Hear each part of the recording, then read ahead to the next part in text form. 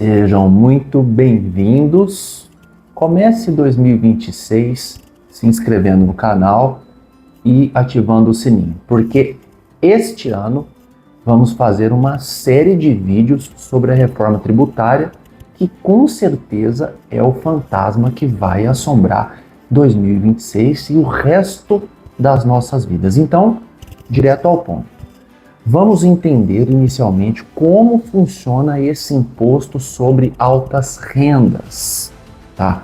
Antes, eu quero saber como que você se sente sendo super rico. Olha que legal, né? Já que pela primeira vez na vida, a gente sabe quem é o super rico no Brasil, que é aquele que tem mais de 50 mil de distribuição mensal, segundo o governo. E aí, como você se sente? Mas se falarmos de governo aqui, fica enfadonho. Precisamos ser diretos e entender essa celeuma que desafia a vida aí do trabalhador brasileiro, né? Ao contrário de ser rico, beleza? Bom, inicialmente eu vou explicar o funcionamento da nova sistemática e com o progresso do vídeo eu já vou dar algumas dicas de como minimizar aí o impacto dessa nova tributação. Então fica comigo até o final, que aqui é só frutos. Beleza pura? Beleza. O que mudou na prática, né? O que nós temos aí pela frente?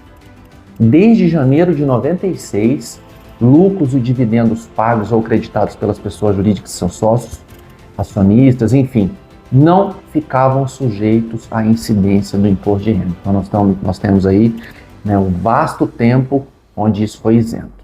E agora, em um ímpeto de retrocesso, de decadência, de ingerência, pautado exclusivamente pela irresponsabilidade fiscal e pelo desespero arrecadatório, essa Lei 15.270 de 2025 volta a tributar esse lucro, essa renda, né? E aí, como que vai funcionar essa tributação?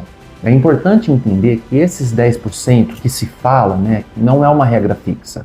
Tem uma tabela progressiva que começa em 0,17 com 610 mil anuais e vai progredindo 0,17 mais ou menos a cada 10 mil até chegar a 10%, que é a alíquota máxima e fixa. Ela não progride acima dos 10%. Para quem ganha 1,2 milhão para cima, 10% e ponto final, ok? E aí, como que a gente entende isso de uma forma mais fácil? A partir de 600 mil ao ano, a cada 30 mil aumenta 0,5%. Anota isso. Então, como que funciona? 630 mil, 0,5%. 660 mil, 1%. 690 mil, 1,5%. Beleza? A cada 30, 0,5%. E aí, sucessivamente, até chegar nos 10%, para aqueles que oferem mais de 1,2 milhão ao ano, e aí daqui para frente permanece os 10, tá bom? Tem gente achando que é 10 já de 50, não é, tá bom? Vamos fazer esse cálculo para entender como funciona? Só para ficar claro aqui, a gente conseguir resolver tudo num vídeo só. Então, o cálculo do imposto ele é feito mensalmente, sendo proibido qualquer dedução da base de cálculo, né? Quando eu falo dedução, né, eu quero dizer subtração. Eu não posso tirar nada desse imposto. Isso é dedução, tá? Despesa dedutível, eu subtraio, tá? E aí a gente tem que ver, se é que é possível, alguma janela de oportunidade que essa Lei 15.270 traz, tá? Então ela trouxe uma hipótese de não incidência desse imposto, que era o registro de uma ata até 31/12/25, considerando lucros acumulados que poderiam ser distribuídos durante 26, por exemplo, sem essa retenção dos 10%, tá? Aí, nesse fim de ano, o ministro Nunes Marques, né, do STF, prorrogou até 31 de janeiro de 26, o prazo específico dessa exigência prevista nessa Lei 15.270 de 2025. Essa lei é a lei que veio para devastar a nossa vida, tá? Essa decisão foi tomada na sexta-feira, 26 de dezembro, sim, logo após o Natal, nas ações de inconstitucionalidade 7.912 e 7.914, e também essas ações estão submetidas ao Pleno, que deve acontecer aí entre 13 e 24 de fevereiro, esse julgamento do Pleno. Então a gente ainda vai ver o que vai acontecer dentro desse contexto, tá? Nada se tem certeza aqui, tá bom? Agora, é importante entender que não é só lucro, né? Agora vem a parte prática. Como eu atendo cliente todo dia e também não clientes, tem muita gente achando que essa tributação versa sobre lucro exclusivamente. E é importante entender que é lucro para efeitos de contabilidade e legislação, né? O que é? Tá? O lucro é o dinheiro que lhe é remetido pela sua pessoa jurídica fruto do teu trabalho para a sua pessoa física. Sim, isso mesmo. Sob a ótica do governo, isso é lucro, isso é dividendo, isso não é renda do trabalho e deve ser novamente tributado, mesmo depois de pago todos os impostos na pessoa jurídica, que, diga-se de passagem, também sofreram considerável aumento. Tá? Mas de PJ nós vamos falar em outro vídeo, porque tem muita coisa para ser falada, tá? Vamos voltar aqui para a pessoa física. Como que vai ser o IRPF 2027? Vai ser devastador. Devastador. Por quê? Porque essa lei traz a obrigação desse recolhimento mensal, mas também traz, na maldade, o entendimento de que, presta bem atenção, todos os rendimentos recebidos, ou seja, a soma de todos, incluindo lucro e renda tributável, que superar os 600 mil, tá, ficam sujeitos à tributação mínima do imposto de renda.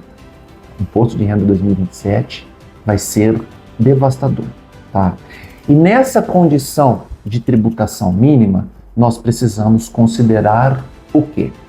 Rendimentos de aplicações financeiras, perfeito?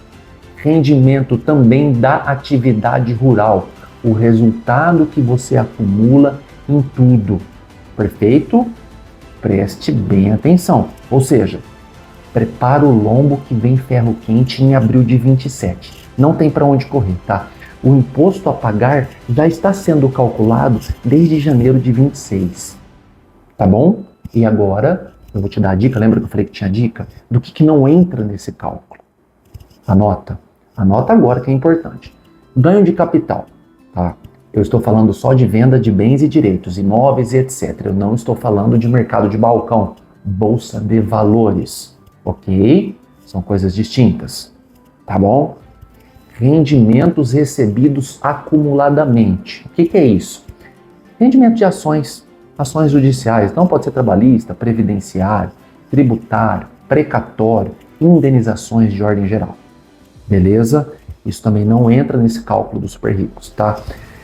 Outra coisa, valores recebidos por doação via adiantamento da herança. Olha que importante. A doação nunca foi tributada como renda, mas como agora eu falo, né? A lei diz que ela sempre foi tributada como doação, nunca como renda. O que você entende? Que o imposto de doação é estadual e não federal. Então eu pago 4% em São Paulo, 8% em outros 10 estados, e aí eu tenho também em alguns estados uma tabela progressiva. Do que sobra nunca se calculou renda. Mas a lei traz um problema aqui. Se o governo trouxe o termo adiantamento de herança, será que outro tipo de doação será tributado como renda? Não se sabe, porque você confia no governo? Será que um valor que eu doei para uma tia minha, por exemplo, que não é minha herdeira, será tributado como renda? Dá para apostar que sim, não dá? Então nós vamos saber isso nos próximos capítulos dessa loucura intitulada de reforma tributária, tá bom? Vamos continuar. Rendimento de poupança, caderneta de poupança, tá bom? Rendimentos de, anota que isso é dica de investimento já, tá? Letra hipotecária, LCI, que é a letra do crédito imobiliário, CRI, que é o certificado de recebíveis imobiliários, do investimento que você não paga imposto nos super ricos, tá? LIG, letra imobiliária garantida, o Banco Inter trabalha muito com isso. LCD, que é ligada ao desenvolvimento, BNDES tem muito disso. Títulos ligados à infraestrutura, tá bom? Fundos de investimento também ligados à infraestrutura. Então são tudo produto que você pode comprar, tá? Fundos imobiliários, os famosos, e os fiagros, tá bom? Então, vai anotando aí, porque são investimentos que você pode fazer. E ainda, o CDA, agora a gente vem para a parte do agro, né, que é o Certificado de Depósito Agropecuário, o Arrant Agropecuário, CDCA, que é tipo um CDB, só que também é de direito creditório do agronegócio, quando você empresta o dinheiro para o agro, a LCA, assim como a LCI, tem a LCA, que é a letra de crédito do agronegócio, o CRA, não tem o CRI? Aqui tem o CRA também, que é o Certificado de Recebíveis do Agronegócio. São todos investimentos que trazem aí essa tranquilidade e isenção, tá? Por que eu estou pontuando isso? Para você anotar e já saber em que investir daqui para frente. Pelo menos ter isso na sua carteira para reduzir o impacto da tributação na sua vida. Isso é importantíssimo, porque se eu tenho essa lista, eu já sei o que eu vou trabalhar, né? Por exemplo, eu tenho aqui um CDB ou um CRA. O que eu vou fazer? Eu vou avaliar a rentabilidade e principalmente a tributação, sabendo que ao adquirir o CDB, eu terei mais imposto a pagar no meu imposto de renda do ano que vem do que um CRA, por exemplo, do que um CRI, do que uma LCI, do que uma LCD, do que uma LCA. Entendem? Bom, ainda não será tributado, né, o valor recebido de indenizações, conforme eu disse há pouco, mas agora eu estou falando de civil, dano moral, material ou acidente de trabalho, tá bom? Essas são as rendas que o governo ainda não destruiu, tá? Esse é o pool que você pode ter aí para comprar e investir correndo dessa tributação. Na prática, como que vai funcionar a declaração do imposto de renda? No ano que vem, você vai fazer duas apurações no seu imposto de renda. A padrão, que é a que nós já estamos acostumados, e a do imposto mínimo, tá? É algo novo, né? Por quê? Supondo que você tenha duas empresas, é importante entender, e que tenha como distribuição de lucro 40 mil em cada na prática, mensalmente, não haverá retenção de imposto sobre altas rendas, mesmo você ganhando 80. Mas na declaração do ano que vem, você vai pagar essa diferença à vista. Compreende? Por quê? Porque eu tenho duas contabilidades e tenho 80 só na somatória. Tá? Eu tenho atendido clientes desde a publicação dessa lei, que foi no fim de novembro de 25, e tenho orientado a reduzir o custo de vida e ter um valor considerável para o enfrentamento de tempos muito difíceis. É isso que eu tenho dito, tá?